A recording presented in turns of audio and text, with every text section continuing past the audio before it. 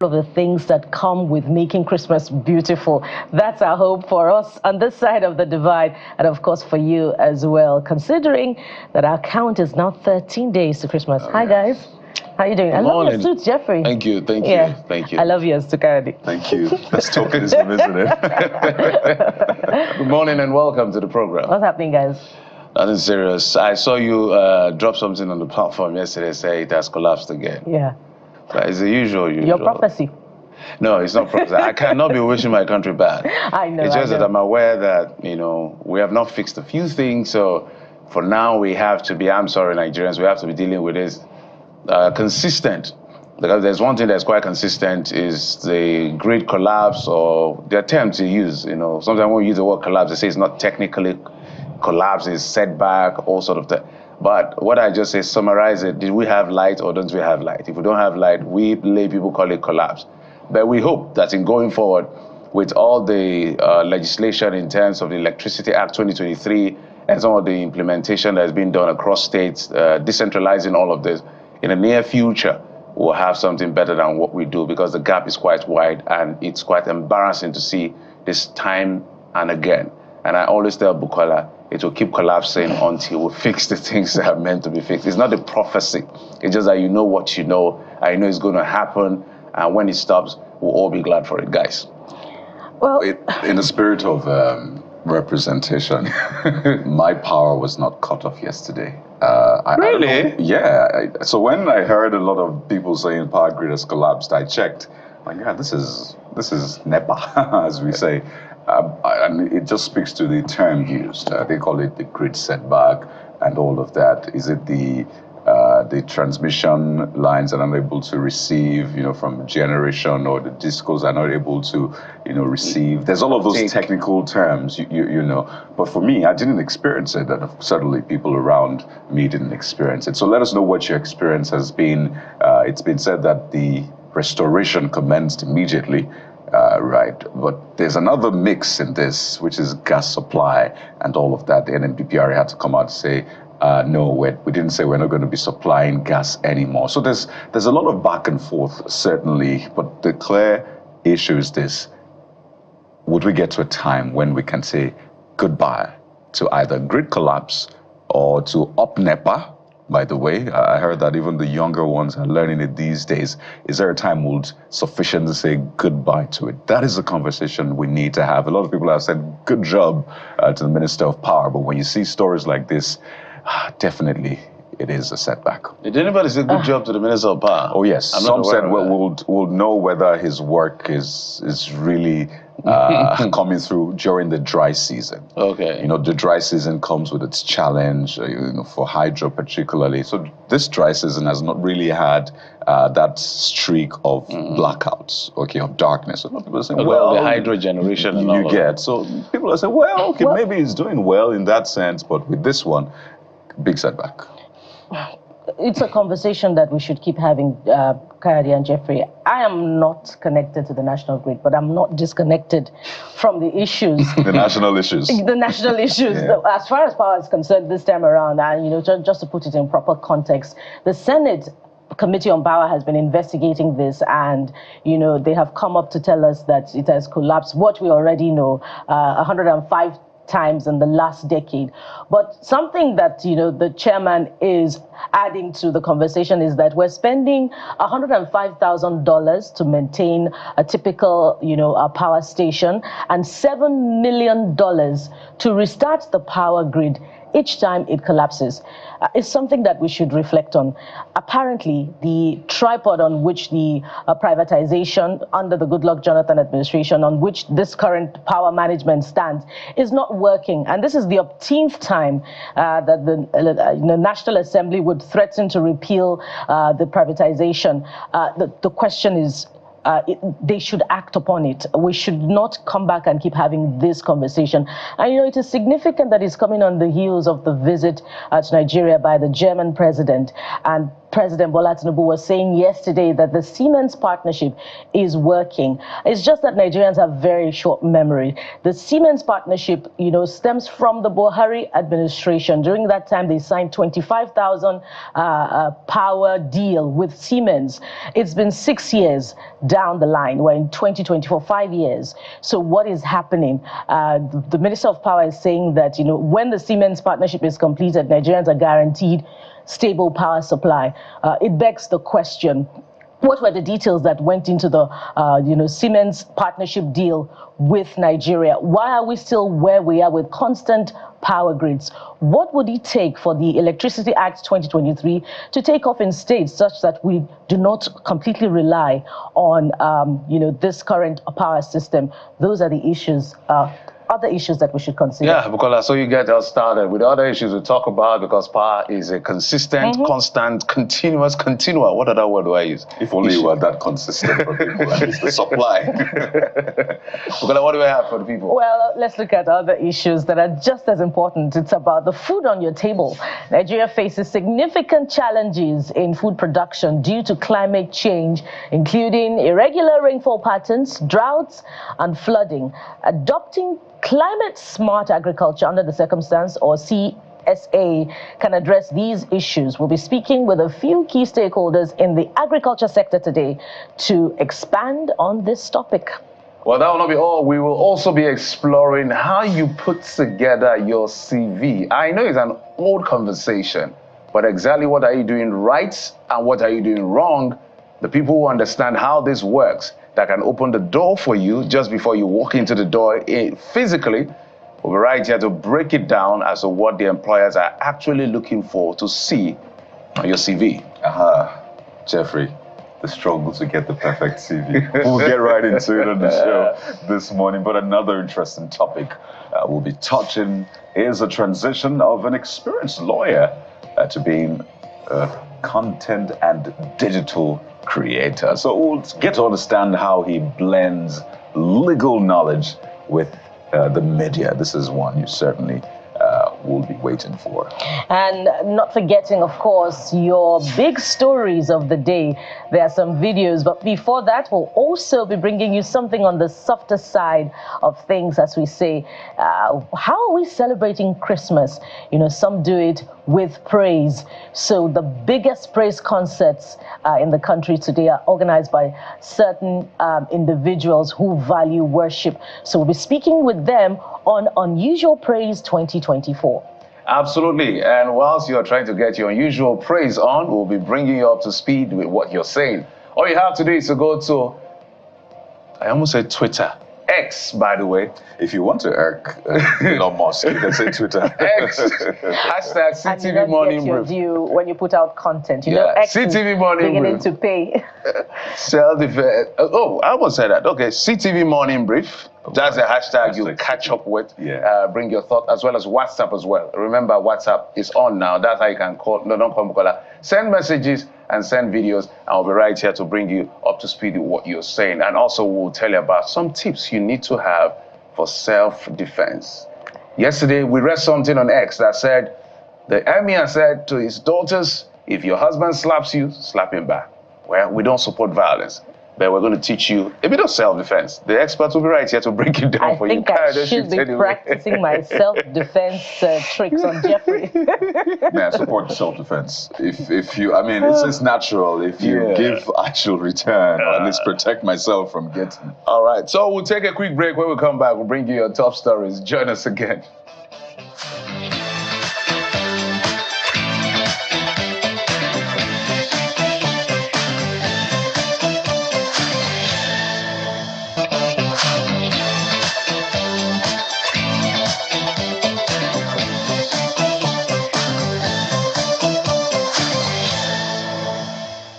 Welcome back. Top on the brief this morning is the news about Nigerians, the national grid rather, collapsing for the 12th time in 2024. The utility company says the grid collapsed around 1:33 p.m. on Wednesday, leading to the loss of power supply to its feeders. The development was also confirmed in a statement by the Jos Disco to its customers.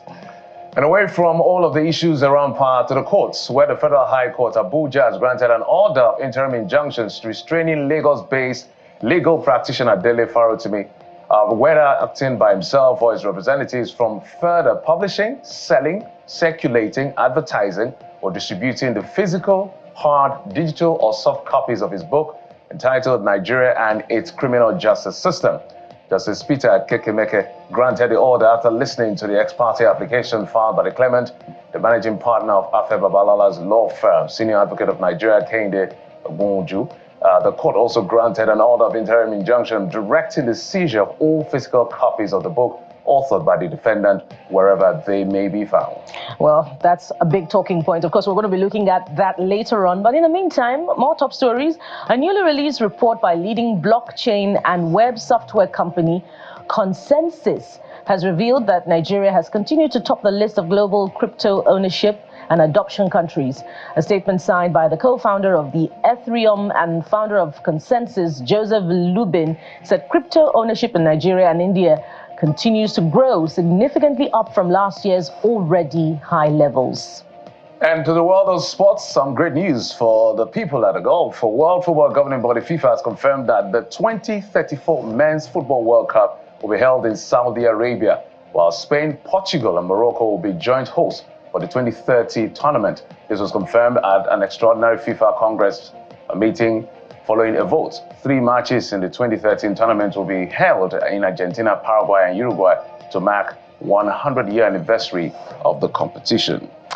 And from the foreign scene, not so pleasant news as the Afghan Minister for Refugees has been killed in a suicide bombing at the ministry's offices in the nation's capital, Kabul, with the Islamic State group claiming responsibility for the attack. Taliban authorities had already blamed the IS for the attack, which had killed Minister Khalil Rahman Haqqani and a number of his colleagues. It marks the first attack targeting a minister since the Taliban returned to power in 2023. And away from that, but staying on the international scene, Bukola, this time let's head to Hollywood, where actor Adam Sandler has confirmed that legendary rapper Eminem will make a cameo appearance in the upcoming long-awaited Happy Gilmore 2 movie. While he did not reveal the role Eminem will be playing, he expects audiences to enjoy his short appearance in the movie. So it's a big comeback for him as far as the screen is concerned. I like the way these guys do their thing. One day they are acting, another day they're in the movies and all of that. So it's quite beautiful to see at the end of the day. So hey, but those are the stories. Well, we're also demonstrating our versatility in that regard. You know, Burna Boy is going to appear in Osasi Godaro's movie shortly. You know, we told you about that just, was it yesterday or 2 days ago? So what are you saying about... I like the fact that he brought us into the matter. It's good. You're patriotic. I like that. Yeah, we got to be Absolutely. patriotic. We have to be patriotic. What are you saying about the big stories this morning? Let's start with the national grid collapsing again. It's become the butt of jokes of even content providers. It's really sad. And, you know, for those who are talking about performance in the Ministry of Power, we need to think again. But what are you saying? Africa Confidential at Bumi Speak says, Lamau joke, right? At this point, you people are just making a mockery of breaking news with normal expected gists like this. It no longer even qualifies to be called news. Just a normal gist like whether NEPA don't take light or not. By the way, at one point, the power body in the country was the National Electric Power Authority. Yeah, so we can't live beyond that point. We are the NEPA generation. Yeah, we're the we NEPA can't generation. forget NEPA. So mention it with caution. Father of Zillionaire says, no matter how beautiful your home looks, it's not completely without electricity. Get connected to solar. Shikina, that's advertising for the solar guys. Bukola, you have the next one. And Lenskai says, not again. How many times within the space of a few weeks? What's really happening? Nigeria, we hail thee. A beautiful national anthem that I don't sing so much. Josephine Atibaka says, the way the lights went off this afternoon, I said it was national grid collapse. Yeah, we are gradually becoming accustomed to the way it operates. What a pity. And lastly, on this talking point, Olatomide Adeolu says the national grid has collapsed for how many times this year again? I honestly wonder what's wrong with Nigeria because no sector seems to be working. And away from that, let's talk about that restraining order stopping the sales of the book in any form by the sales of the book by Dele Farotimi, who is in court now. You know, I mean, this case is under adjudication between him and the police, of course, petitioned by the Senior Advocate of Nigeria, Feb Babalola. And when this restraining order came, talking about to restrain further sale, publication of Farotimi's book, these are the things you say. Queen B says, jokers, will they restrain Amazon from selling it, or will they, or who will they restrain? Well, very good point there. So I believe that it seems as if it's a court ruling and it must be obeyed, but it seems counterproductive, because after this, order, many's curiosity would have been, stirred, and they just want to read that book as a result and find out what's in it. Yeah, it's giving the book more publicity. More publicity. So who's speaking next? Onye Ozioma says, so with this court order, they will start going into the markets in all the states to confiscate the book, as there is almost non-existent bookshops in Nigeria. Speaking of which, it's already on the bookshelves of some people. It's all over the place. Okay, Akpabio declares a Pueblo seat vacant, asks INEC to conduct election. As a matter of fact, you know that when he's now the governor of Edo State, so his seat has actually been declared vacant by the Senate president. So we have a video of that we can play. So let's have it. Appropriation bill of 605 billion 76.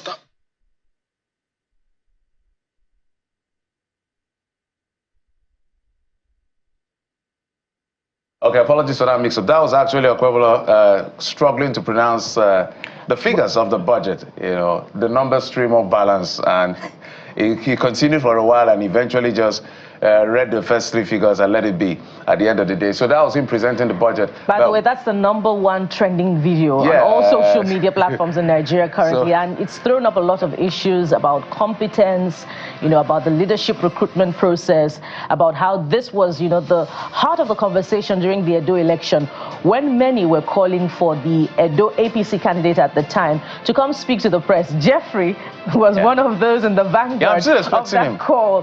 And, many are just saying that this just so shows, exactly what the debate was about at that time, about competence. But some are also saying that perhaps, it was just a mistake. Perhaps the governor is dyslexic and, he couldn't articulate the numbers, and the numbers could have been put in words for him.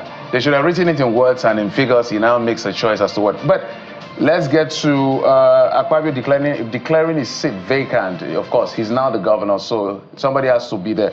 What sort of, this person says, Tyson says, what sort of something be this? Okay, this sounds like Ghanaian English. INEC has declared the winner already. Can he tell other states' name? Well, Jasper Aniet Lewis says, don't hurry to declare his seat vacant because he can't read the Edo State 2025 budget he prepared. And he promised Edo State earlier that he will bring security in the state. Definitely, he's returning to join other people like him. Well, we'll see how that plays out for Edo in the long run. All right, for context, his seat was not declared vacant because he couldn't pronounce figures. There's nothing. We must clarify that. Please, there's no. He has no relationship with anything. Yeah. And, that seat must be refilled since he has become Edo governor and he's no longer a member of the National Assembly. But we're going on a short break now, and when we return, it will be time to kickstart the very first leg of our conversation, which is adopting climate-smart agriculture, the very big need for that in the light of recent events of climate change and the adverse effects it brings on agriculture and indeed other sustainability issues. So stay with us, we'll be right back.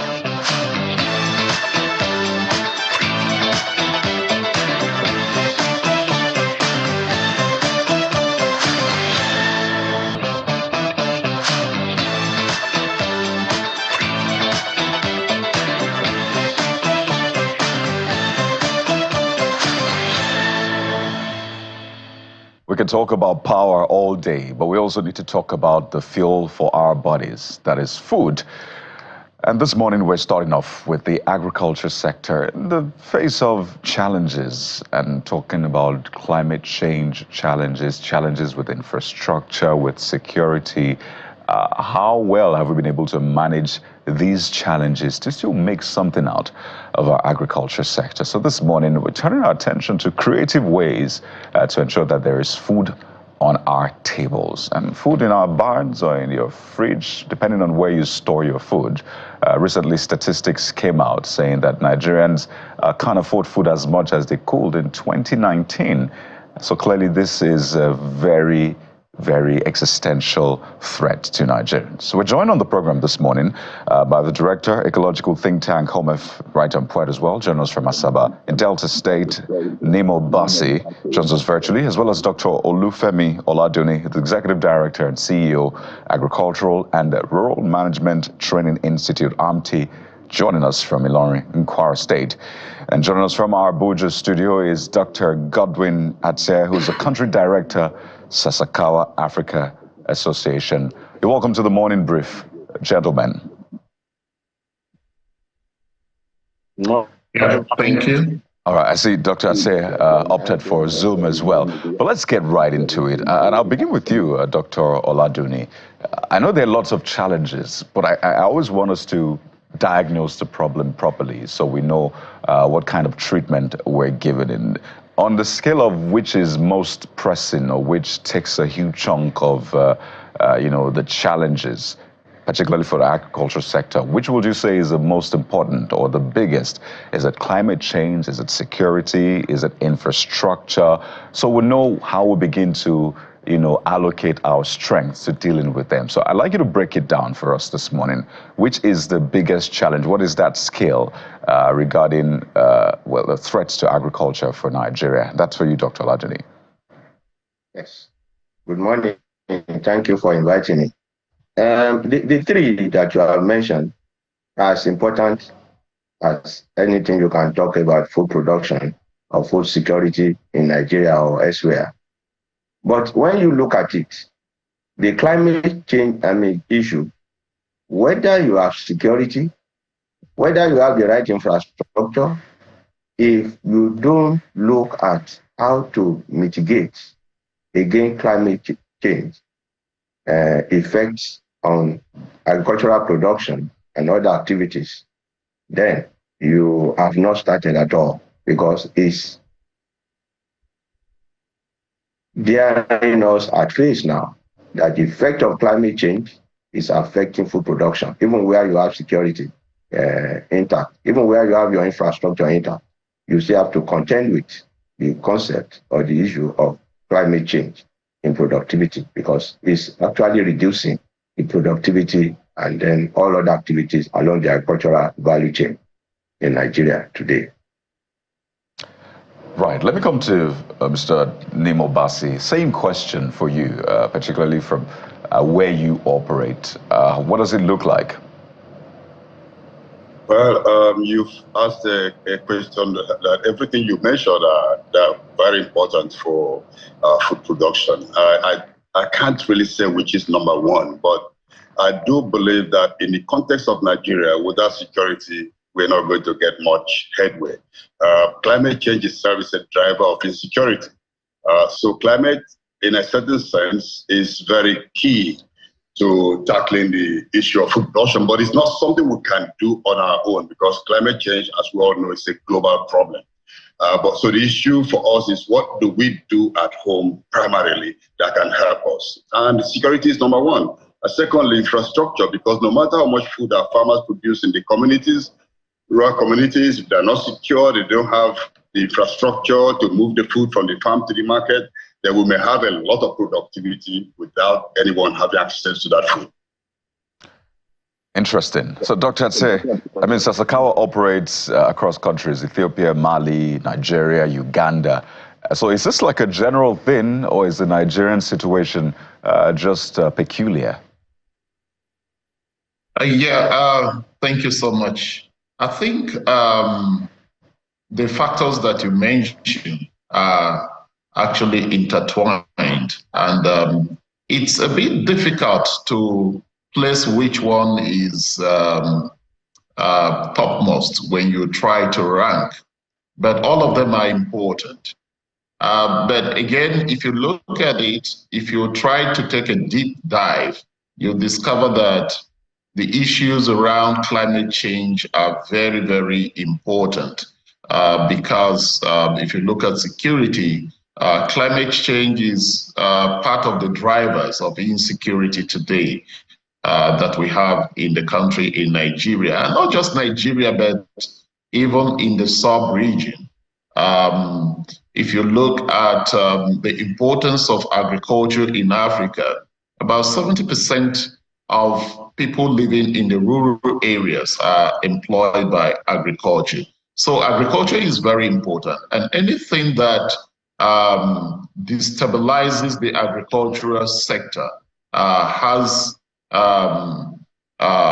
this kind of several knock-on effects that we can not imagine. And that's what we are seeing today happening even in the area of insecurity. People are displaced as a result of droughts, moving to new locations, and then conflicts erupting. And this is driving insecurity. So climate change, to me, in terms of food, is very, very key. It is a primary driver of the situation we face today, the food insecurity situation that we face today, and we need to address it. And beyond the drought, one can recall the 2022 event, I believe, when flooding caused food trucks to be moored along the expressway, somewhere along Kogi, and that had a ricochet effect on the price of, agricultural produce moving further down south. But speaking specifically about climate-smart agricultural techniques, I'm coming to you now, Mr. Bassi. Walk us through those techniques, and perhaps you would also want to tell us what you observe in agricultural practices at the level that they are in Nigeria, if it is reflecting in the productivity of farmers, in the knowledge of farmers across the country. Thank you so much for that question, very all-encompassing, related to the issue of climate-smart agriculture. Now, first of all, let me just place on the table that the terminology or the name climate-smart agriculture is a cover-all for any actions taken towards addressing issues of resilience, issues of adaptation, even mitigation, and also profit generation from the field of agriculture. Now, in Nigeria, sometimes people believe that the only solution that would do this has to be technological. And this is a big problem because it kind of draws attention away from the knowledge base with which we can really improve things. And we need to look at the historical trajectory of our food production in terms of the kind of policies we've been having. Right from the structural adjustment programs of the 1980s and early 1990s, we've had a very sharp drop in availability of extension officers in the Ministry of Agriculture who are supposed to be in the field helping our farmers to adopt good techniques and to grow things in ways that would ensure higher productivity as well as income for the farmers. But as it is now, we're not seeing a lot of that. Most of that, we don't have sufficient extension officers. So the knowledge in the communities is not being harnessed and enhanced. And then sometimes the so-called new knowledge may not be, we cannot push it to those who really need to utilize the right knowledge and information for food production. So we have a big challenge on our hands in terms of that. And we don't see a situation where we place sufficient emphasis on natural varieties, on traditional varieties of crops and animals, which is what really should be the bedrock of climate-smart agriculture. Should be things built on indigenous knowledge that have been developed over the centuries, things built on using crops that are adapted to our environments, and just working with that to also understand that climate-smart agriculture also involves issues of politics and cultural and socio-economic aspects. And so it's all-encompassing. We need to really look at everything about the manner of production of food and, drive that to achieve what we need to achieve. And the key concept should be agroecology, working with nature, not working against nature, not dependence on artificial inputs, not depending on risky technologies. This is the trajectory that we should follow. But sometimes it looks like we're drifting away from that. Dr. Ladini, let's bring you in on this particular issue that Mr. Bassi has raised about agroecology. Are we seeing enough of that, or what are you seeing that suggests that whether or not we're seeing enough of that? Because it talks about using natural and traditional variety beyond the overdependence on technology, perhaps not being the silver bullet we all look for. Yes, thank you. Thank you for that question. And the response of Mr. Bassi has actually opened it up. When you are looking at a set of practices that could increase productivity in this ever-changing climate that we find ourselves in, then we need to look at it deeper.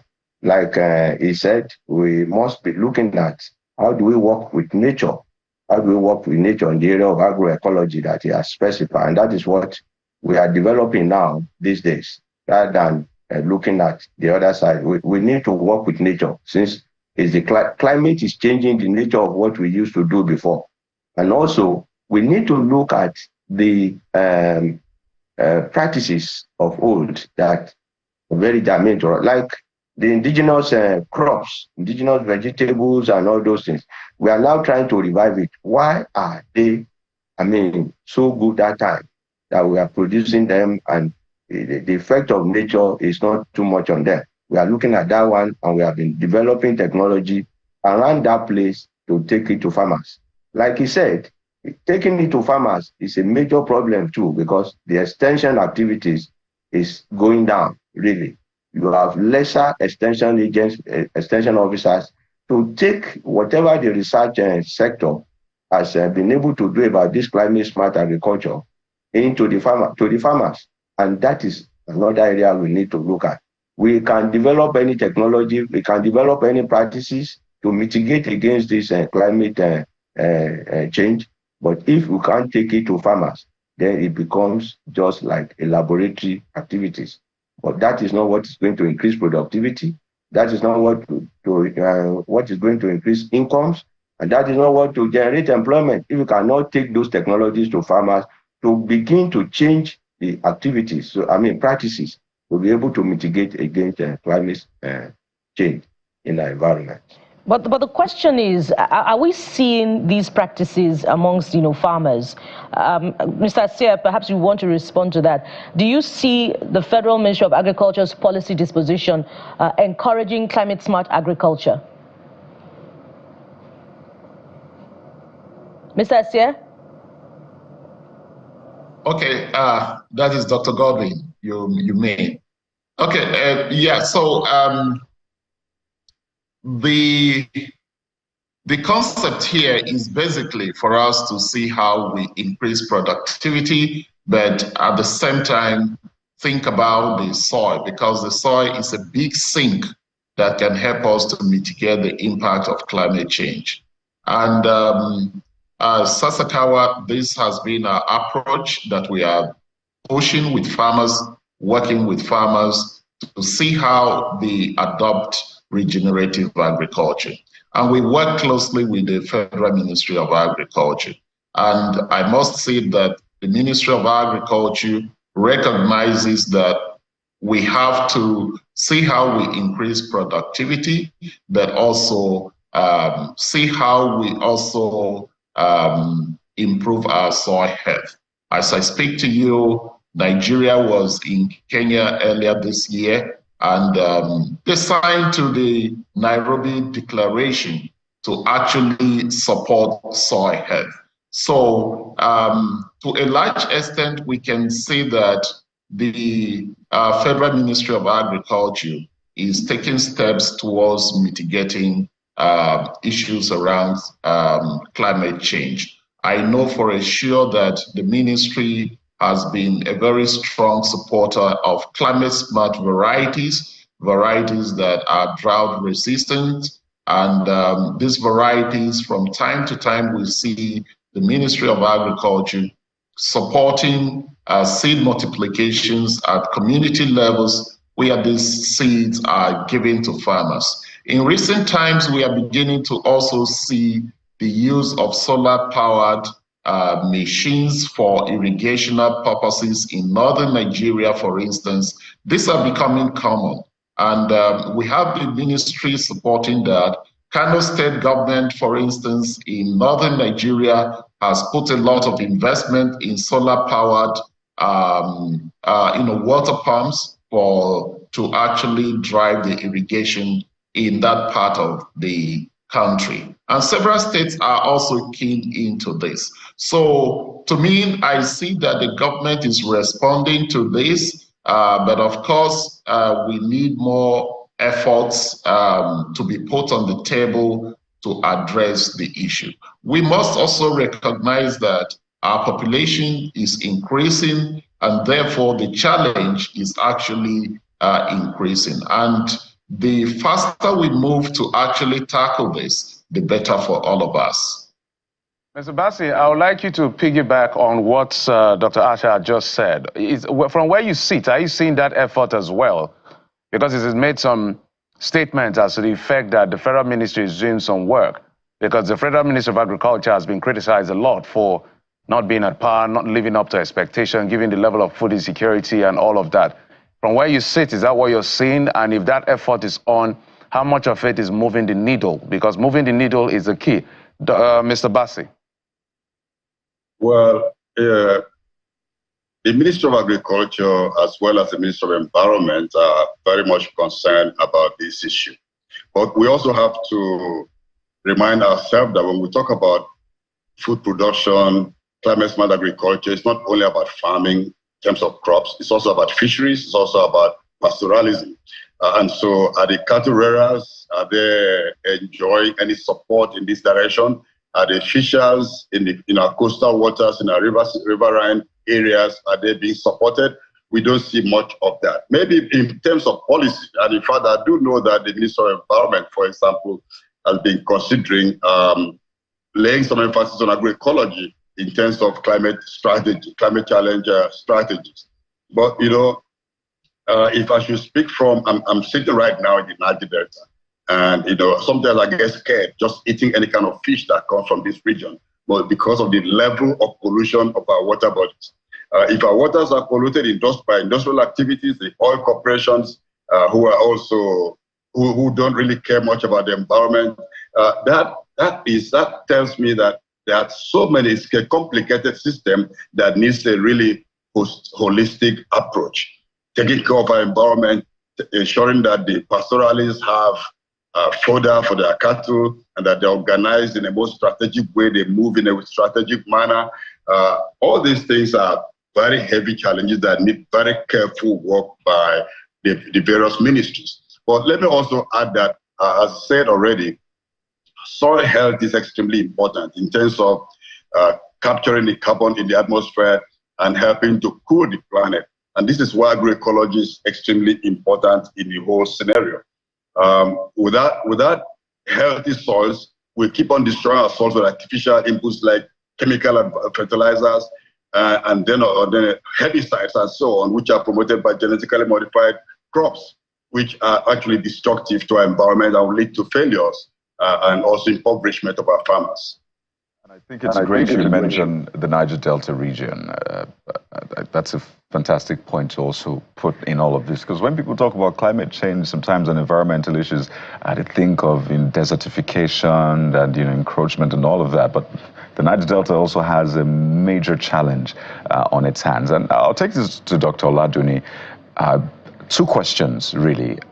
One, on a scale of 1 to 10, right? 10 being where we want to be in terms of food security, where are we right now as a nation? And you can provide some backing for that. That's on the one hand. The second part of this question, which I'll maybe ask around also, is where lies our solution? Is it in empowering smallholder farmers, the tiny groups, or in ensuring that we have large-scale farmers that can cater to the needs of our huge population? It's a double-edged sword, but Dr. Ladini. Okay, thank you for that. You know that the organization I work with, is an agency of Federal Ministry of Agriculture. And we have been challenged and we have been working the last 2 years in the area of agroecology and then in the area of solar-powered irrigation system, which we have pulled participants together. In the last 2 years, we have got in touch with not less than about 100,000 farmers, as the case may be, smallholder farmers, as the case may be, in this area of agriculture, agroecology, and looking at practices that could reduce the climate change effects on production. So we are already there in terms of looking at it. So on the scale of 10, we are almost very there. It's now to take it inside and make sure we reach smallholder farmers. Smallholder farmers are the key to production in Nigeria today. I'm not saying we don't have large-scale farmers, but smallholder farmers will allow whatever practices you have to get to be internalized as we go along with climate change, climate smart agriculture, as the case may be. So we are moving, we are getting there. The thing is that we need to take this technology further down, which we still need extension to do for us. In the area of the other side of technology, when we talk about solar power, sometimes this year, about 2-3 months ago, we had people from about 14 African countries on our campus on this solar power irrigation system, which what we are trying to do is, how do we reduce emissions? How do we reduce carbon on our farms? And Dr. Radumi, I get the point you're trying to make, but a lot of times we hear about these activities, we hear about these facilitations, trainings, and the rest. And when you look to reality, you wonder, I can't really feel it. And people naturally will tell you when we go to the markets, when we go to the farms, we don't exactly feel these things. And that's why I asked, on a scale of 1 to 10, where are we? So we can tell ourselves the truth. We know where we are and where or how far we have to get to where we need to be. But you said we're almost there, and almost to 10 would be maybe 7, 8, 9. So let me quickly ask Dr. Bassi quickly. Do you agree? Are we almost there? Maybe on a scale of 1 to 10, we're 8, 9. Dr. Bassi, and that's for you. And also speak to the smallholder farmer, large-scale farmer question. You know, in terms of scoring, if you look at the scores for admission to universities these days, sometimes can be as low as 40%, and you are said to have passed JAMB. So being there does not really mean getting up to 8 or 9 or 10. I think we probably should be maybe around 4 in a scale of 1 to 10. But the small scale farmers, who are the ones feeding the world, who are the ones feeding us, in fact, about 70% of the food in the world is produced by small scale farmers. Industrial farmers produce mostly for industrial purposes because they're engaged largely in monoculture. And monoculture don't really feed us the way we want to be fed. And so as small scale farmers are struggling, they're doing the most they can do, and they just need some support, and they need to be respected in terms of listening to them and getting to know the knowledge base and just helping them to do the best that should be done. I should also mention, sometimes we get scared about population. One, Nigeria's population figure is speculative. We don't really know how many we are. When we say we're 215 million, that is highly speculative. We have not got an accurate census in Nigeria, and so we scare ourselves with the population figures. And that really damages our planning efforts. If we don't know how many we are, it's hard to do adequate planning. Oh, well, so much to reflect on. If we're almost there, Dr. Oladuni, I hope I'm getting the title correct this time around. You know, we have a lot to look at around us for measurement, you know, agricultural yield, where we are currently, and particularly the price of, you know, food across the country. You know, eggs is a typical example. But let's look at some of the support services that would perhaps, in fact, encourage climate-smart agriculture in the country. The Ministry of Agriculture is proposing the Agricultural Extension Bill to encourage increased agricultural extension services for farmers across the country. The current rate now is 1,000 extension, one extension worker rather, to 1,000 farmers. But what we should have, according to the government, is 300 to 1. Will that move the needle in any way? And I'll bring this question to Dr. Asare. So will that move the needle in any way? And is government just paying lip service, with a bill? Shouldn't, the ministry roll up its sleeves and work in partnership with state governments in the agriculture sector? So much. I think just to take us back a bit, if you look at the statistics that was released by the federal government, it shows that today we have one extension agent actually taking care of 10,000 farmers. So it is not 1,000, but actually 10,000. That tells us that the extension system is almost broken in Nigeria. What Sasakawa Africa Association is doing, and of course with strong collaboration with the federal government, is to think about digital extension. How do we take advantage of the digital extension, the digital phones, the phones that farmers have in order to reach them with extension services? So it's a big issue, and I think we must give kudos to the legislature in this regard, because they are very supportive to that bill, and we hope that the bill will pave the way for private extension services, providers to come into the space.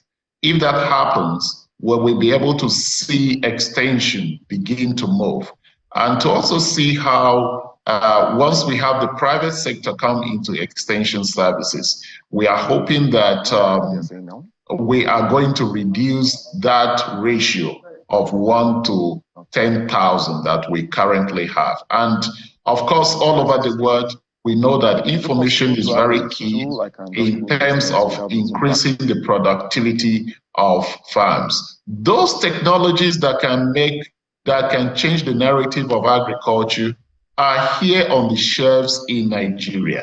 What is needed to be done, and done quickly, is for us to strengthen the extension system, take it to the farmer. And this has been our motto at Sasakawa Africa Association, and we have demonstrated with evidence that when we take information to the farmer, their productivity increases, their incomes increases, and they live better lives. So it is very important for the government to pay strong attention to extension system. And that bill should be supported, and let's see how we rally round and that becomes a law in Nigeria. Thank you. All right, Dr. Oladunni, let's bring you in on this particular issue. And the question has to do with some level of extrapolation.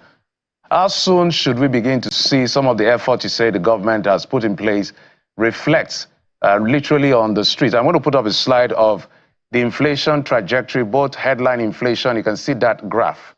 The red line there, talking about food inflation, it peaks at a particular month. I think that should be August or so, July. So you can see that red line going all the way up consistently, and then came back to about 37. It has gone way back to almost 40, and then the headline inflation just beneath it. So we can see that food is a big problem. The price of commodity is quite expensive. Bukola mentioned eggs. We know that it contributes significantly agriculture to the GDP by 24%, but year on year, we've seen just 1 point something percent, literally less than 1.5% growth year on year. We can also look at our export. Export accounts for about maybe just 4%, and we're importing 6% in terms of. So agriculture generally is looked at struggling if you look at the data that is available to us from the MBS. So what can you extrapolate as to the effect that we will begin to see some results? Because this government continues to say, bear it now, we're going to see yields in the next nearest future? Yes, thank you for that. You see, there are a lot of factors that Can you hear me? Worked on the prices of food, which leads to food inflation and all those things. It's not just the issue of climate change or alone, but when you look at those factors that are beyond the control of the cultural sector itself, like the insecurity thing that has been mentioned earlier in this program, you will discover that when you have short supply of food, there's no way that price will not go up. When the supply is lower than the demand, so price will go up. When you are farmers unable to reach their farm, no matter the technology you have introduced to them, they must get to their farm to practice it. That one is not within the control of the farmers or the producers along their cultural value chain. So we must put all these factors into perspective for the food inflation to come down. Even forest has a lot of impact on it. If you don't put it down, yes, efforts are there to take us out of food insecurity. But how do farmers or how do consumers will be able to reach them is another factor. How will they get the food on their table at affordable prices? And that is what is driving the food inflation. If we don't look at it that way, infrastructure has also been mentioned. I can produce a lot on my farm. If I cannot get it to the market where consumers will access it, then the price will go up. Transportation costs will drive the price upward. So it's not just what we can do on the farm or what we can do on production. We must talk about those factors that impinge on supply in the market to the consumers to the end point. We must look at that. Even including the inputs that comes in has also been going up because of inflation in the system. And whatever you put in is what you are going to get. So that is the major thing. Yes, efforts are going on to increase production, to increase productivity. But if we cannot reduce or mitigate against all these other factors that are not directly on the farm, then we will continue to have this food inflation. Mr. Oladunni, beyond the factor of transportation contributing significantly to high prices of food commodities, let's look critically at effort. When you travel across Nigeria on the expressway, there are vast swathes of arable land that are not being cultivated. So the question is about agricultural activity rather than productivity. So is the effort enough in the first place? So is it just minimal and not enough to guarantee the abundance that will force down the prices of food commodities? I think you are bringing us to another discussion in the area of mechanization. Yes, you have arable lands, but they need to be opened up to farmers. In the southern part of Nigeria, it is not easy to clear an hectare of farmland for agriculture, unlike in the north where you have less. So we need to bring in mechanization into focus. If we must increase the activity in agriculture, we must open up our land. Yes, we have the land, but if you don't have what to work on them, we just be looking at them. We just be talking about potential. We'll not be talking about real activity. So mechanization we must be serious with it. And I'm sure this government is doing a lot about that. We heard about bringing in tractors. I don't know whether they are here now, but we need to open up those arable land to increase activity. An average smallholder farmers cannot clear an acre of farmland. I'm not talking of hectare now, by itself, especially in the southern part of Nigeria. So we need to look at that one very well to increase activity. All right, there's no way we'll have this conversation without quickly, arming farmers, whether you're a garden farmer or smallholder farmer, with some practical tips, particularly now that the dry season is upon us. with the challenges of getting seedlings as well. Maybe arm them with the kind of information they need to thrive in their little corner. So I'll just give each of us 1 minute to speak to that. Some of the smart agricultural practices that you think can help the smallholder farmers, garden farmers like some of us, so we can get something out of our little flower pots. I'll start with Dr. Basi and then go to Dr. Atse and then Dr. Laduni. Dr. Basi, over to you now. Thank you very much. First of all, is that every Nigerian should endeavor to have at least a garden. You can plant in a bag, plant in a box. Even if you don't need to have a huge parcel of land. Let's plant something, at least one crop, or keep one animal, whatever, or raise some fish, whatever you can do. Number two, the issue, I want to quickly respond to the issue of private extension officers. I think that is double-edged. We would really want to see the public investment in extension services and not handing over that sector to the private sector that is always mostly driven by profit motive.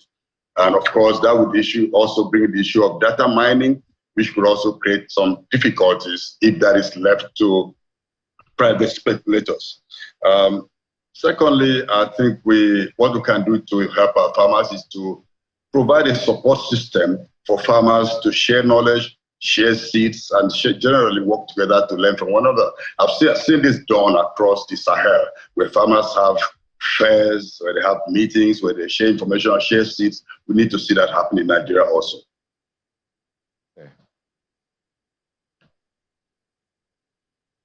Yes. Yeah, same question to you. Yes, okay, go ahead, please. Yes.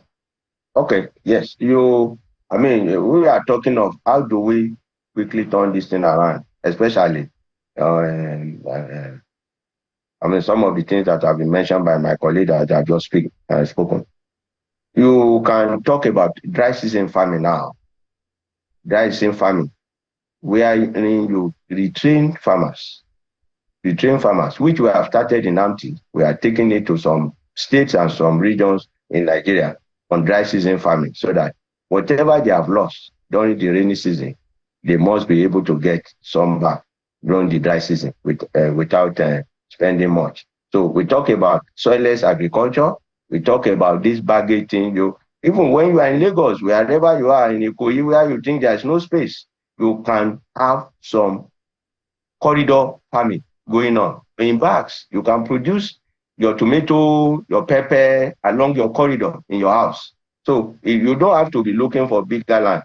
And then we also talk about farmer-to-farmer interactive extension, wherein farmers who can, if extension agents, as they used to be in the past, cannot reach farmers, then farmers, if you can organize farmers to the extent that farmers-to-farmers can reach themselves, can exchange technology, can exchange idea. I think that's a good point. We call it farmer-to-farmer interactive extension, so that people can get more information. We have to quickly wind down now, Dr. Laduni, but that's a very vital point you make, really. I mean, look for the closest farmer to you. Come together. I think there's strength, naturally, in numbers. But Dr. Godwin Atse, that was meant for you, but let's just wind down with your comments, particularly those who have that dilemma. Do I go for GMO seeds since they seem to do better in these conditions, or do I just hustle my way through? So your final words on this for smallholder farmers and gardeners. Yes, so I would like to say that not all seeds that are improved are GMOs. So farmers should go for improved varieties. Improved varieties are the way to go. It starts with the seed. We must get the seed right. And secondly, they must go for practices that improve soil health. Cover cropping, mulching of their farmlands is very important in your garden. And then see how you use inputs judiciously. This is very, very important for increased productivity. And extension, give them the right extension knowledge. Farmers need knowledge, and we must be able to give them the right knowledge. And we at Sasakawa, this is where we have a comparative advantage, working with the farmer, always. I think there's a lot to be done, and it must be all hands on deck, clearly. Nobody should listen to this conversation and say, well, it's not for me, it's not my business, it is our business. We have to thank you so much, gentlemen, for sharing your thoughts. Dr. Godwin Atse, Country Director, Sasakawa Africa Association, Dr. Olufemi Oladuni, Executive Director and CEO of AMTI, that's the Agricultural and Rural Management Training Institute, and of course, Dr. Nimo Bassi, Director, Ecological Think Tank, HOMEF. We didn't explore your writer and poet part. Maybe another time, but we have to thank you so much. All the best. Okay, bye-bye. Thank you. Thank you. Bye. Thank you. We'll take a moment now on the show. We have a lineup for you. Talk about self-defense, writing that perfect CV, and so much more. So stay with us right here. It's still the morning break.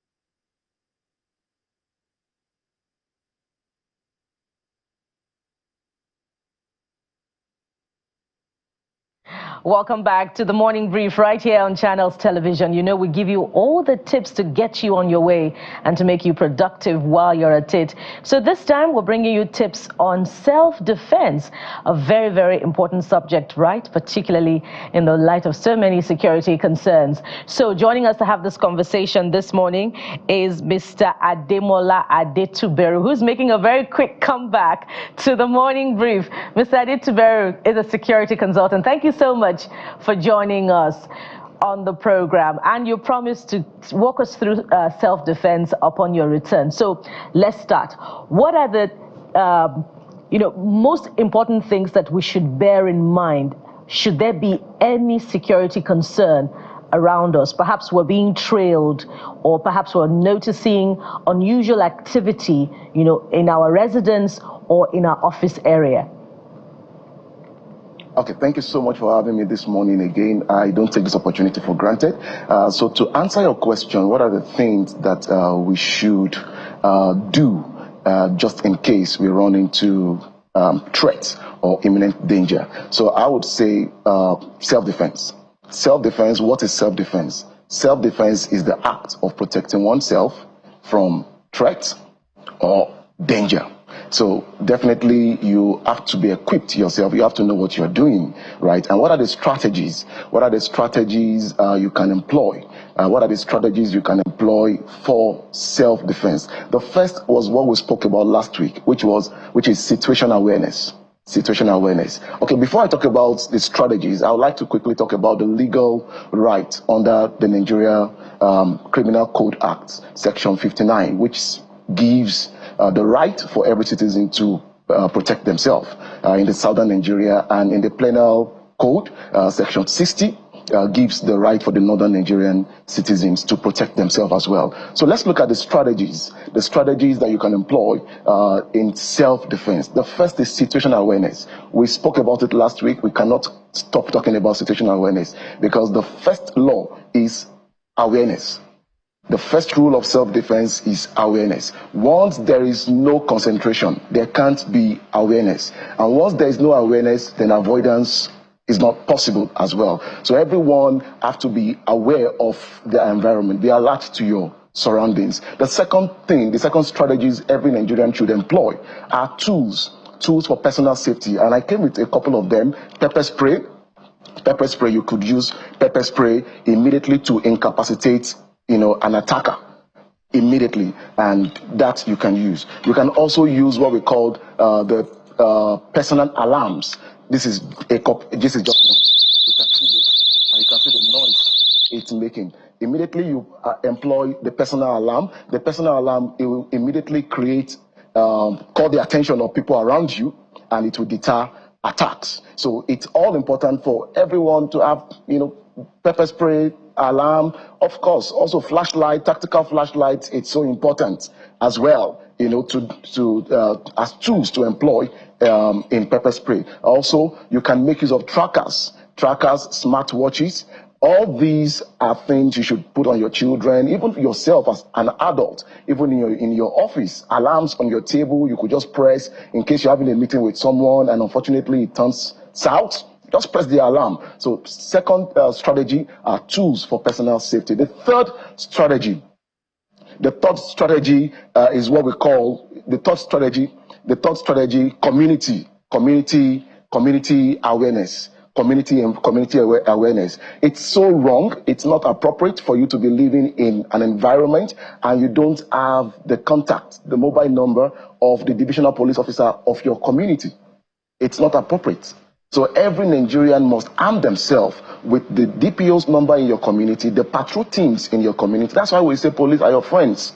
Police are your friends.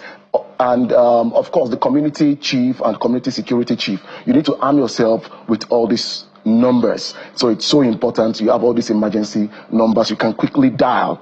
Of course, share safety tips with your families. And the moment you see something, please quickly say something. Another tip I would quickly talk about, is how to practice self-defense. What are the simple steps you can use in practicing self-defense? The first thing, if you are talking with someone you do not know, the rule of engagement is to be at arm's length. At arm's length, don't let anybody come close to you. Arm's length, the person can hear you, the person can talk to you. If you let them come close to you as elbow length, they can easily attack you and get on you. So what you want to pay attention to, distance, personal distance, by giving the person an arm's length. Then the next thing also you want to pay attention to is, if you are already confronted, you're already in a threat scenario, right? Don't fear. Try as much as possible to practice simulation. Personally, don't try to work on your fear level, because once you allow fear, you're not likely to make the right decision, right? So then use basic moves in case you have been grabbed already. Where do you want to pay attention? Do you want to pay attention to the vulnerable areas, vulnerable spots, the eyes? Poke their eyes, right? You want to poke the eyes of the person, or you want to, dislodge them by attacking their throat, right? Mr. Ademola, just okay. Hold on there. And I quite like the personal alarm part of it. But talk to us about the pepper spray. There's this controversy about whether it is legal or not, with the police, weighing in on it, the police force. So how, legal is it? Particularly because when you use a pepper spray, you cause bodily harm on the attacker. So talk to us about the legality. Yes, thank you so much. So the fifth principle, the fifth strategy to employ in using all these tools is what I actually put it there, the legal right. So every action of yours must be proportionate to the threat that you have. Every action of yours must be proportionate to the threat. So if it does not require pepper spray, you shouldn't use pepper spray, right? If you have been grabbed already, definitely why not? You could use pepper spray, right? So every action, that's the balance, so that people don't go and abuse these strategies. They wouldn't abuse these strategies. So it has legal implication. Whatever you are employing, whatever strategies you are employing to ensure you get out of threat or danger, right, must be something that is proportionate to the threat you are exposed to. So it's so important. Very important. So many things we've learned: situational awareness, community awareness, know the number of the DPO of the police station near you. The personal alarm, I love that one as well. We will have you back, Mr. Adetuberu, to talk to us this time around to women about self-defense should they be in a situation where there could be gender-based violence, perpetrated against them. Thank you so much, Mr. Ademola Adetuberu, a security consultant who has spoken to us about self-defense tips this morning. Jeffrey Coyote, which was the most significant for you? All of the above. All of the above. All of the above, including the fact that he mentioned just compose yourself as much as you can, because that's actually the beginning. It's not easy to compose yourself under threats, but if you can, it's going to be beautiful. But Bukola, thank you. Great work you did with the security expert. Let's bring it to you Another form of, will I call it self-defense this time? Maybe CV defense, but forgive me, I'm just trying to mix everything up. Well, we will be shifting gears from security issues to the issue of your CV. What exactly should be in your CV? What are the employers looking for when you are not there and when you forward your CV via email or somebody takes it to you, from you to someone else, or you actually mail it in one form or the other? What should be the content of your CV that can open the doors for you even before you get there? That is the crux of this conversation. We're joined on the program by Corporate Communications, Public Affairs and Sustainability Lead at Nestle Nigeria, Mrs. Victoria Wadoka. Thank you so much for coming on the program. Thank you very much for having me. Nice to see you. Thank you. And welcome to Channels. Thank you. So I know that, I'm sure, to an extent, that you've sat over panels or groups or at the company to say, this person is, there's a word we use that and they say, is trainable, not trainable, employable, not employable.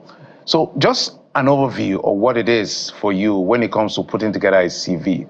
What should be the content from an employer's point of view? Thank you very much. So a CV is basically your profile, in short. This is your first introduction to the person that is looking to hire someone. And so what's the person looking for? The first thing that must be in your CV must be a response to what the person is looking for. I know that sometimes people have one CV and then they send them everywhere, but that's the first mistake that you make. You must understand what this person is looking for. So when I'm looking at a CV, I have my job description in front of me. I know what I've put in the advert and I know what I've said I'm looking for, and that's the first response I'm looking for. How do you fit into this role? What are your experiences that have prepared you to fit this role? So your first step, or your first, what I call it, tip for a CV is to adapt it to the needs of the company that is hiring or the company that you want to work with. One CV does not fit every need. It does not suit every company. It does not suit every opportunity. So you must be able to adapt your CV to what I am looking for as an employer. That's the first thing. So basically, it shouldn't be one size fits all. No, it isn't one size fits all. Interesting. It isn't. I know there are lots of debates around what a CV should look like. How many pages? What you should put there? Should I put my picture? Should I not put my picture? Should I put my date of birth? No, don't put your date of birth. Don't put your state of origin. You know what? Don't even put your referees. Put available on request. There's a lot. Don't put primary school. Don't put secondary school. And so people are like, come on, so what do I put in my CV? So maybe walk us through what you expect. I imagine you get hundreds, thousands of applications. So what does an ideal CV look like? I know you said that it shouldn't be one size fits all, but at least we can have a picture of one size that can fit a lot, maybe not all. Okay, I think that they're the basic things. One is your name, first of all. Your name, who are you? And then the second thing is, what have you done? And that speaks to your experience. Not so much your school and not so much your primary school and your secondary school, but what did you study? Because that way I know that, okay, maybe you have a basis. If what you studied does not fit what I'm looking for, or maybe, okay, let's say I'm looking for a communications person because that's who I am. The first person I'm looking for, did you study communication? Did you study public relations? If you didn't study it, have you worked in that area before? So that's the second thing, your experience. What did you study? What's your experience? Have you achieved any results? So I would like you to put the results for me. Not just reel out for me what your responsibilities were. I want to see what you've achieved through those responsibilities. So you must give me some data to show, okay, you know what, I reached XYZ number of people in so time. I achieved XYZ percentage of growth in so time. These are the things I'm going to look for first. So if you're going to write a CV, start with who you are. Tell us who you are. It's not just about your name. What do you enjoy? What is your passion? What drives you? What are you looking for as a person? That's what I would like to see. The second thing, of course, is that experience. And then, of course, you must let me know how I can contact you. And then today, something that is very important is your social media footpath. your digital footprint. I want to see what you are. Show me your LinkedIn profile, show me your Instagram profile, show me your Twitter profile, because I'm going to go look at that and see who you really are, not just your CV. I'm going to look for those. So I want those contacts on the CV. So I think that's the basic. Apart from that, you must no, I mean, it's not sniffing around. I'm going to do my due diligence as an employer. And this gets a lot of people scared. Yeah. So they have to go through their profile. Oh my goodness, what did I say that I should have said? What did I tweet? One other thing that crosses my mind, and someone said this, I don't know whether it resonates with, I'm talking to you now as an employer, a graduate of a first-class graduate. Yes. Someone said that just gives the impression that you're hardworking and you can stay the course, not that you can solve a problem. Is that what first class does to you when you see a CV, first class in XYZ? What does it do? I think that you just come with an open mind. He has a first class, or she has a first class. She worked hard. She's diligent. But I want to see beyond the first class. What did you do in school? Were you in any clubs? Did you display any leadership skills or attributes while you were in school? Did you lead anything? Did you promote anything? Did you start anything? I'm going to look for that, because that tells me that you're an innovator. Your head is not just in your books. You're looking beyond that. You're looking at societal impact. And it also shows me that you can work in a team, because I want to see if you can work in a team. So in your CV, of course, you're not going to write for me, oh, I worked in a team, this, that. Maybe tell me I led a team of XYZ people. I collaborated across categories or across departments to achieve this. I collaborated with stakeholders. That tells me already that, okay, you know how to work with people, you know how to collaborate with people. So that's what I'm going to be looking at as an employer. So as an employer, I'm not just looking for your degree, I'm not just looking for the first class. It's great if you have a first class, but it's greater if you have worked and you have collaborated, you have played in a team, and you have achieved results that I can go back and look at and see. So that's what I'm going to be looking for in your CV. I want to take this a step further, but I want to ask quickly, what are some of the common mistakes you see on CVs, perhaps in this part of the world or in part the sub-region? Because you're multinational, right? So you see from different places on the one hand. And then I want to move forward to when you eventually say, okay, this person is fit, come for an interview. What are some of the things you expect from a candidate? So we'll start from some of the mistakes or errors you see and you're like, nah, you shouldn't make this kind of mistake. And then what do you expect from candidates that you say, okay, come in, let's have an interview. What kind of, outlook do you expect from them? Okay, so the first thing that would make me drop a CV and not even consider it further is if there's a grammatical error. Number one, I am not even going to look at that, because that shows me that this is you going out to present yourself, and you are not diligent enough to make sure that you've dotted your I's and you've crossed your T's. And the CV is not a live interview. You have taken time, you've written it. So that's number one. Make sure that you look at that CV and there's no grammatical error.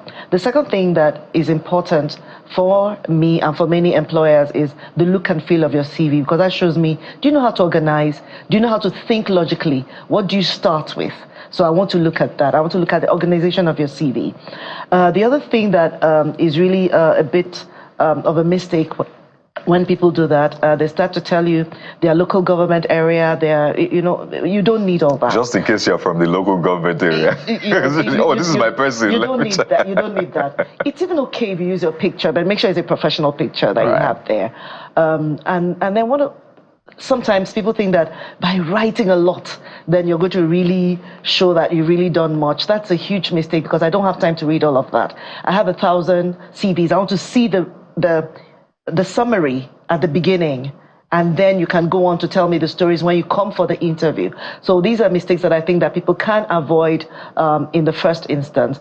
Sometimes people send you their CVs, even till today, in printed out paper form. Make sure that it is very neat. Make sure that it is perfect. Make sure that there are no creases. Make sure that it is the best presentation, because that's the first impression to me of who you are. Are you a person who pays attention to details? Are you diligent? Are you serious about this job? That's what it's going to tell me. So I'll really advise, start with a summary. Show me the high points that are aligned with what I'm looking for. Then tell me the rest of your story. If you catch my attention in the first paragraph, I'm going to read the rest of it. And then when I do invite you for an interview, something that I find is that I say to an interviewee, tell me about yourself. And the person starts to reel out for me what is on the CV. I have read your CV. And that's why I've invited you. When you come to the interview, tell me beyond what I can see in your CV. Try to engage me. If you have not really included a lot about my organization and what I'm looking for and your experiences that make you right for the job, this is the time, this is your opportunity to tell me that. I'll expect you to start with telling me, you know what, I know that you're looking for so person. I have experienced this, I've done this, and that's why I know that I can bring value. Show me the value that you can bring. Engage me. That is what I'm looking for when I come to those interviews. The way you've articulated it sounds very brilliant, cool, classy, demure, as they call it. But it appears rigged against people that don't have the gift of the gab, that are articulate. How do you manage that when they have the capacity to deliver on the job you're actually looking for? So it's not about being articulate. There are different kinds of jobs. If you're coming as you're going to apply for a communications job, then you must have the gift of the gab, right? But if you're applying for a technical role, I don't need you to be brilliant at talking. I just need you to understand what you're doing and tell me about it. And what I've found, really, and that's, anybody who is excited about his profession, he can communicate his passion to you in his calm, maybe not, as communicative as you and I could be, but he's able to tell me that, he's able to draw me in, he's able to show me why that's important, he's able to show me why he's passionate about it, he's able to show me the things that he's done. And these are the things that I look for when I'm interviewing. Some people tell me that, oh, what if I'm an introvert? It's okay to be an introvert, because when you're called to do what you have to do, you'll do what you have to do. You don't have to be extroverted, you don't have to be playful, you just be you, be authentically you. And, I know it's easy to say don't be nervous, but you must speak to yourself before then and come to this interview ready to share. Think of it like I'm coming to have a conversation about something that I know very well, and I'm coming to express it to show why I would be the best bet for this job. That's what I'm really looking for. I'm looking for that person who knows his onions.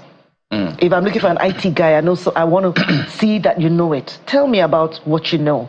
You don't have to speak in Queen's English and all of that. You just need to know and be passionate about what you're delivering. Walk us through what I call the dilemma of professional selection. There's one guy or one lady who walks into your office, very skillful, but minimal interest. Then there's this passionate, interested person with limited skill. What are you going to hire? So I'll tell you something, and that's speaking to attitudes, right? Behavior and skills. Skills you can teach. Behavior, I'm sorry, you can't teach that. Attitude, you can't teach. So I'm going to look for the person who has the right attitude and then help the person to learn the skills. If I find somebody who is already very skilled and has the right attitude, I'm going to hire that person as well. So that will be the number one. But if I find somebody who is highly skilled, but is detached, is not interested, that's a problem, because you're going to expect the person to be interested and to be engaged on the job. Some people are, I think, I don't want to use that word, arrogant about their skill. I know it. So, and you're detached. You will not be able to engage with the team. And that's a problem. Now, these days, many people are looking at the hard skills and all of that. But I want to tell you a secret. The soft skills are becoming even more important. Your ability to communicate, your ability to engage, your ability to prefer creative solutions, your ability to think strategically. Those are the things that are becoming more important than the skills, because the skills you can learn. You can teach someone to do something, to fix something, but you can't teach him to play in a team, because it comes from really liking people, being helpful, being kind. Your interpersonal skills are very important. So those are the things that we're really looking for now in employees. So recently we had some hiring, and that's what we're looking for. We found someone who was very skillful, but was like, I'm not interested. I'm just, say, okay, you know what, let's take this one. This one is passionate, interested, and has the skills. Of course, you have to have a level of the skills.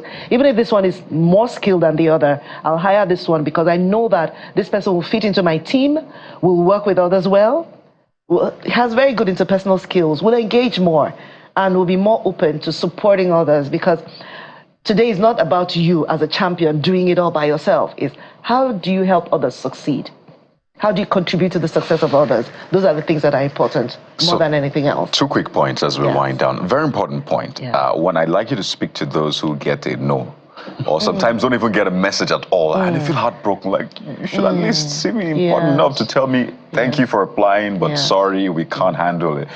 Sorry, we can't have you on. So, I mean, how should they handle? Because there's the trauma, there's the emotional heartbreak and all of that. But most importantly, I think, is linking the gown to town. So if you could speak to educational institutions, because these people don't just appear. They went through school and all of that. So it's what they basically learned that they're bringing on board. So if you could speak to institutions about what you want them to maybe teach these students that graduate and come to you, what's that thing you think you want them to teach them on? Okay, so starting from getting a no, and when you don't get a no, it's on the HR team. Really, they should get back to you to say something to you. So it's on them, it's not on you. And when you do get a no, know that no is for that particular organization. Maybe you're not a right fit for that organization. There is another organization that you could be a right fit for. There's another opportunity. Go for it. Keep going for it. You'll only get one yes, and that yes is a yes that makes you. And then talking to institutions, gown to town, I think that many institutions are beginning to do that. Bring in the professionals who are already working in the marketplace, the employers, to tell the students what you're looking for. That's important. You must help your students get an experience in industry, because that's what helps them understand what you're looking for and the soft skills that are required. Many schools are doing that. And I'm not going to mention the names of the schools, but there are schools that when we get CVs from, we're more interested because we've seen that the graduates there are entrepreneurial in their thinking. They know how to think strategically. They have the soft skills. They've learned to work in teams, to work on projects. So this is what more of our schools should begin to do. And I think that would have a better pipeline. I wish you could mention the school so it can be an example. I suspect it's University of Ibadan because it's first and the best. But it's okay, we can leave this. I'm not going to mention the school. I mentioned my school. He had to mention his own school. I know, right? No problem. Victoria Owaduka, Corporate Communications, Public Affairs and Sustainability Lead, Nestle Nigeria. We learned a lot from you, and I hope the young people who are looking for jobs will learn from this, play it back to know what they are doing right and what they will do even better. Thank you so much, madam, for coming. Thank you. And all the best to everyone. Absolutely. Thank you. All right, so there you have it. On how to get that job with that great CV. But we will take a quick break. When we come back, we'll bring you something from the world of technology. Stay with us.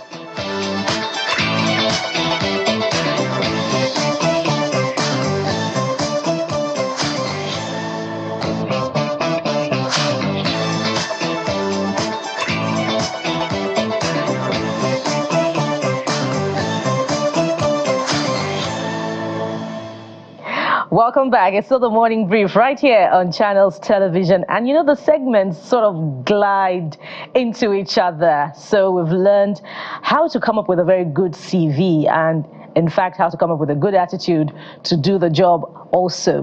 But of the 600,000 graduates that Nigeria produces yearly, how many actually, you know, are writing CVs to get the job done? How many are looking into other spaces to becoming entrepreneurs themselves? So let's talk to someone who is doing something very good in the digital space. Let's welcome Mr. Abdulaziz Awe. He's the founder and curator, Awe Lagos. I'm sure you must have heard that name. Guess what? He's also a legal practitioner. Mr. Awe, good morning and welcome to the morning brief. Good morning. Thank you for having me here. So my very first question to you is natural. What has law got to do with digital marketing? I think basically law helps us with the rules of law, and I think the way law connects with everything we do in society. And in the digital space, there are things that need to be regulated by law organically. And it also protects our rights, basically, on the digital space. We all have rights, so I think law protects all our rights. So, are you practicing? Yeah, I'm practicing. As in, you still appear before the courts, before the judge to defend the case? No, Okay. I don't go to court. Go ahead, land on that point. So I'm into more commercial and out of courts out of court practice at the moment. You know, the question is instructive because there are many mechanical engineers, petroleum engineers who are today content creators on social media. They're into comedy, skit making, and all of that. And so the question becomes instructive that when we, spend the 4 years, 6 years, 7 years studying law, medicine, English, and all the other professional courses in the humanities and in the sciences, who education help, as we say in local parlance? I feel like in a way, the normal education we get helps us with the new skills we adapt with, especially with the new digital economy. Some of this education, like we still need to rely on those traditional education we get, because in things like contract, things like dealing with people in business, and things like finances, those traditional education we get helps us with our new skills we develop in the new digital economy. Okay, so we see the brilliant work you're doing on Our Lagos, and it causes one to ask, how vast really is the advertising space on social media? Because from what we see that you're doing, it appears that it's now advertisers are moving beyond the traditional media as well to explore the potential on social media. Yes. So in recent years, agencies are moving and brands are more focused on connecting with social media to showcase their brands. Also, because everybody's on their phone nowadays, it's more easier to connect with people online and it's much more affordable in terms of reaching people, a larger number of people in today's new media. Yeah. But help us, understand the thinking of advertisers, because when you look at the algorithms, perhaps you could also talk to us about that. When you look at the measure of views for those who are digital marketers on social media, there's still not as much as views that you would find on established brands of the traditional media. So help us understand the thinking of advertisers from small brands to the big brands, particularly for young entrepreneurs who are also exploring, considering what you are doing as an option when the CV is not producing the job their dream job that they require. Okay, for the new digital economy, with social media, you can track more data than traditional media. So you can track the demographic you want to reach. You can understand what your target audience is looking at the moment, what's in trend. You can also understand where your target audience are and how to better engage them or what they are searching on the internet. So I feel like with the new social media space, with the new media space, there's much more data to leverage on to sell things to an audience or to reach an audience. So what's the to-do list for a young entrepreneur that wants to consider digital marketing? What do I need to have? How should I start? And which spaces should I explore for content? I'll say it starts with learning courses on YouTube, or if you want to invest more in yourself, there are paid courses you can take. Also, trying by yourself, understanding platforms, doing research on platforms, looking at what other creators on digital platforms are doing and trying to understand what they are doing better and what they are lacking on. Also, talking to your audience and trying to build a community online. That's also a way you can improve on yourself as a young digital marketer. Also, looking back, also you can also learn things from the normal traditional media, and there are normal principles you can also learn from them. in terms of like sales, in terms of reach. Yeah, there are also things you can learn from that. You're a suspect. So we're going to go after the brands on your page as well and make sure that some of those money stay with the traditional media. But I'm not going to let you go unless you tell us or give us an idea of how lucrative it is. I don't want you to tell me your bank account, but what's the figure looking like? I feel like it's looking good at the moment. Considering more brands this year are open to like exploring being online and exploring like social media as one of their marketing strategy. So I feel like so far this year has been great. Yeah, better than law practice, right? Yeah, basically. All right, so we're going to explore your page to see if we can get some of those brands as well. Mr. Awe Abdulaziz Awe, founder and curator, Awe Lagos, legal practitioner. Thank you so much for inspiring us. We love what you do, and we hope to have you back again on the program. Thanks so much.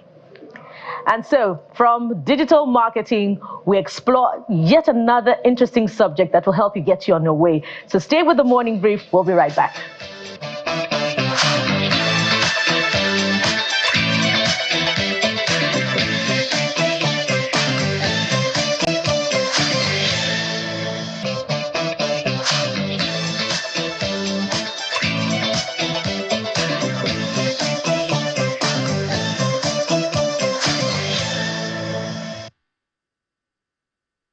Well, you know, the year is coming to an end and so much has happened this year.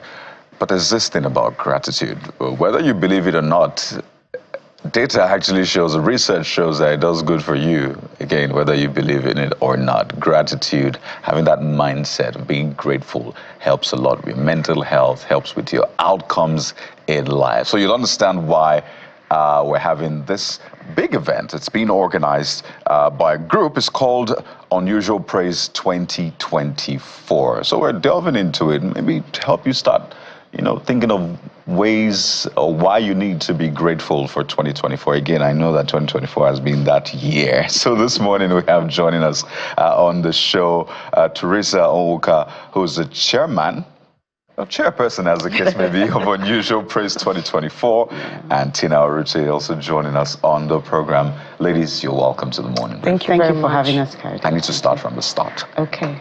Why do you need to be grateful? Because a lot of people look at 2024 and say, I thought 2020 was the year of, shaking, but 2024 really showed a lot of people. So let's start from the motivation behind this. So it's not just something we just do because we want to do it, but something we're doing for a reason. Okay. Unusual Praise actually birthed about 13 years ago, and it was birthed out of a place of gratitude. That year, it was a year of abundance, and we got the leading to praise God in an unusual way. And from then on, Unusual Praise has grown leaps and bounds from having 100 people. We started in front of our parish office. We moved to the car park. We moved to an empty plot of land. And now, 3 years, this is our fourth year. It's our third year in TBS. Gratitude is a given. You're awake this morning. Did you wake yourself up? Like you said, this year has been really, really tough. But, I think for us Catholics, this time of the year is a time of Advent. So we prepare for Christmas. And it's towards the end of the year. You made it. You must be grateful. Where you have life, you have to be grateful. And what better way than to just give praises, Even in the times when things are really, really down, we know that when you give praises, things just happen. So we give praises in gratitude to God. I know that this is organized by, I think, the Catholic Church of Divine Mercy. Yes. Lekki Phase 1, right? Just for context. Let me come to you, Tina, on this one. How unusual will this Unusual Praise be this year? I've seen videos where I watch it on DSTV and all that, but how unusual is it going to be for you guys? It's going to be really unusual because we've gone above and beyond to bring in ministers that have not been on our stage before. We have Olauba, we have Alachieri. So it's a combination of Catholic music ministers and, you know, a fusion of all gospel ministers. Is from all spheres. So we've not said, oh, it's only Catholic, it's open to everybody. So it's truly unusual for us because it's a gathering that we expect to see over 40,000 people in one night. So it's truly going to be unusual this year. And then, of course, on that night, we're also going to give the awardees who are the unusual entrepreneur. We're going to give them their grants on that night too. So it's truly an unusual night. I wanted you to expand further as to beyond the praise, what else goes on that night? Yeah, so beyond the praise, we have so before now we've had screening for entrepreneurs who actually got some grants, who are going to get some grants for their businesses. We do something called Unusual Entrepreneur, where we do seed funding for people that own businesses. So we support them, we give them mentors, we build their businesses with them and help them grow pretty much. So on that night, all of these grants will be given in checks. And it will be shown to everybody to see that it's real. It's not audio. So it's real. So on that night, money. you see the checks and they collect it in gratitude. And obviously, after collecting that check, we also follow up with them to see that they put it to good use for their businesses to grow. So that's what happens. I'd like you to walk us through some of the success stories you've had from Unusual Praise, because again, it's important to show. That's why I started with research, showing that there's an association between gratitude and life outcomes. It's really there. So speak to us about some of the success stories that have come out of Unusual Praise. Third year running now. So clearly, you must have had these stories. People tell you, well, I came for this event. Aside the money and the awards, perhaps you can talk about that as well, but walk us through some of the success stories you've recorded. Like Tina said, Unusual Praise has two main goals: evangelization, where we try to reach out to people, do the reconnection with God, and of course the entrepreneurial part. In terms of success stories, we have testimonies abound. The other day, a lady called me for something, and she was like, oh, we had a gala night where we tried to raise funds, because most of these things are funded by us, by individuals, although we do have some corporate sponsors. And she said she particularly came for that gala because last year she had an incident with one of her arms. She had gone to Igbobi, she had been going and nothing. And last year, Unusual Praise, she said, you know what, I'm just going to go in faith. And she went. She said she kept her hands up for an hour. In spite of the fact that she had issues. From that day till now, nothing. She called me for something else, and she just, just started. So I was blown away. We get testimonies like this. There was an elderly woman I met at Holy Cross. We had something, and she gave her own testimony. So there are testimonies that come through of breakthrough. Then, not to even talk about those of us that are walking and serving. The things, because there's a lot of time and effort. We've forgotten about businesses. I know my staff are even really, really upset with me. We're not doing it because we want to get something. We're doing it because we're working for the Father. There are testimonies of those of us who are working and the people that come to the grounds. That's on the evangelization side. For the people that give, we have one of our beneficiaries from 3 years ago. He now supports Unusual Praise because we've grown him to that point. He contributes. From beneficiary to benefactor. To benefactor, yes. Absolutely. Yeah. Yes, so we have stories like that. That's a good story and a good movie. Yeah. Yes. Yeah, true. This particular guy, I think he's somewhere in Aja, somewhere really far. He does, is it Ibadan? Somewhere outskirts. He does keke napep. He's like very, very good, and his business has grown. We've empowered people that do keke napep, people that do soaps, people that makeup lines. There's this particular lady who has her packaging is like in a coconut. She has received seed funds from us. She now exports. We're not the only ones that have supported her, but we're part of her story. Yeah. There's no way she would tell her story without talking about Unusual Praise. It's quite incredible, the testimonies that we're hearing. So to walk us through, like you said, some things have to suffer for some things to succeed. Yeah. At the end of the day, what does it take to put together Unusual Praise? Start from one. It takes being spiritually prepared. First of all, you have to be spiritually prepared because it's a huge task. For some of us, we start from January all the way to December. The reason is that we have to go to other parishes to see the priests, to to engage them, to let them know what the plans are for the year. So it takes a lot of spiritual work, and then of course the physical efforts, and then of course you have to put in your own money as well. So it's really a lot of work, and if you're not spiritually prepared, you won't be able to. At some point, you give up because people will frustrate you, get side kicks and side comments. So you need to be really strong to say, you know what, I'm doing this thing for God. So it doesn't matter what I hear. I'm just going to stay focused. This is where I'm going to. I'm trying to win souls for God. So this is where I'm going. So with all of that in mind, you really know you're going to achieve the success for the program. So that's what it is. Sorry, we can't go on without. We'll talk about unusual praise. Tell us about the event. When is it holding? We know you've mentioned TBS. Just basic detail for anybody who wants to attend this event. Okay, so Unusual Praise holds tomorrow. Tomorrow, which is 13th? Friday, December 13th, main bowl of TBS. It starts at 5 p.m. with confession and usually ends with the Holy Mass. We've positioned... My apologies, TBS in Lagos. Yes. You know, the Unusual Praise is all over the place. So. Absolutely. So it's Tafawa Balewa Square, the main bowl, Lagos. We've positioned buses in different locations all around Lagos because the Catholic Archdiocese of Lagos is divided into different deaneries. So it's like a local government with little snippets in it.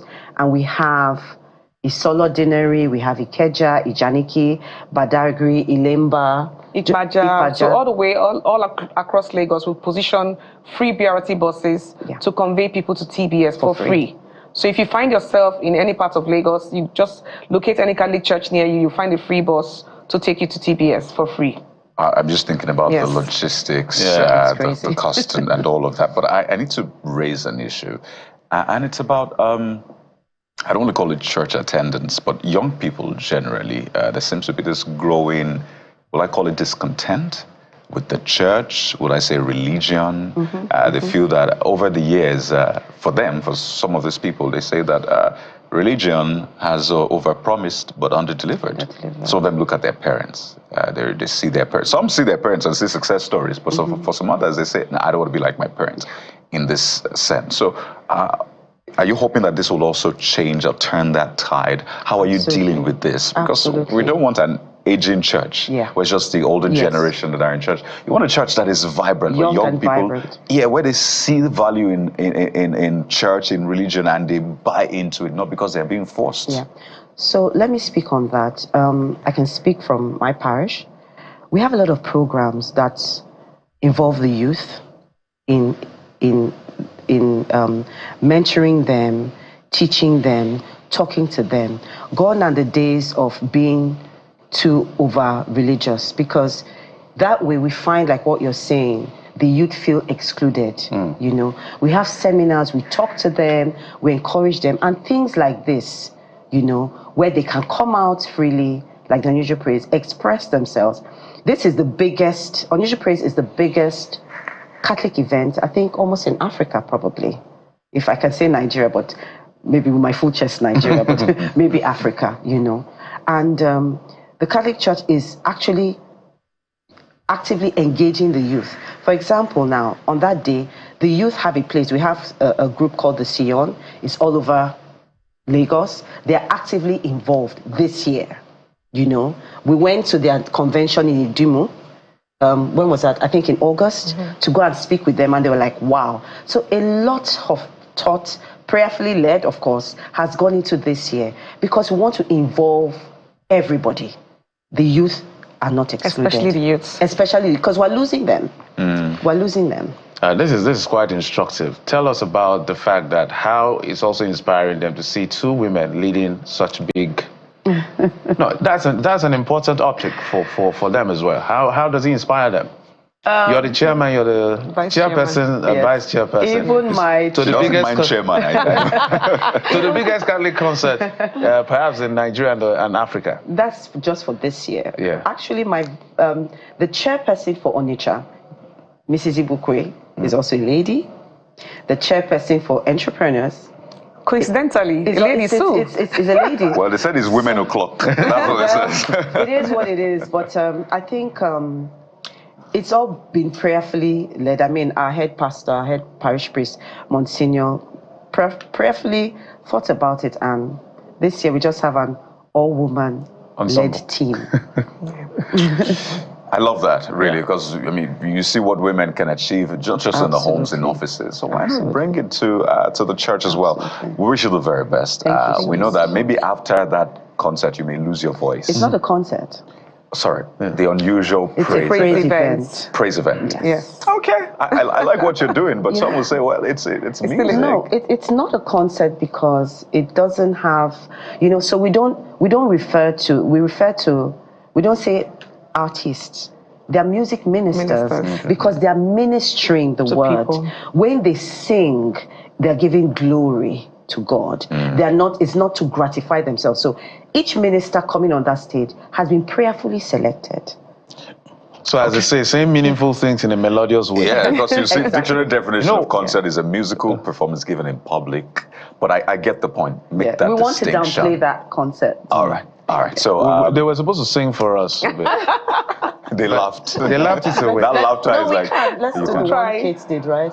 Let everything that has breath praise the Lord, and let the living proclaim. That's the idea. Let everything that has breath praise the Lord.